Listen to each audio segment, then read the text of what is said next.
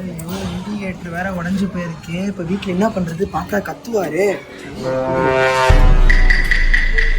Hello மா, கொஞ்சம் கீழே வாங்க. வாமா, வண்டியில கொஞ்சம் இண்டிகேட்டர் உடஞ்சு போயிருக்கு, என்னன்னு பாக்கணும். வாமா, திட்டுவாருமா அவர் பார்த்தாருண்ணா. சரி வை, நானே பாத்துக்கிறேன். என்ன ஏதோ வண்டியை சூப்பரா ஓட்டிங்களாமா, ஃபாஸ்டா ஓட்டிங்களாமா? வாங்க வந்து ஓட்டி காட்டுங்க எனக்கு கொஞ்சம். எனக்கு டயர்டா இருக்கு. அதெல்லாம் வச்சு வாங்க. வாங்க வாங்க ஓட்டி காட்டுங்க. ஓட்டுங்க. ஏன்டா ஓட்டுங்க.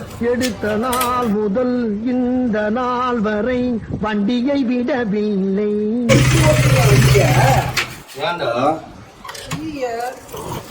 என்ன இண்டிகேட்டர் காணோம்? ஒரு ரவுண்ட் எடுத்து முனைக்கு உடைச்சிட்டீங்களா?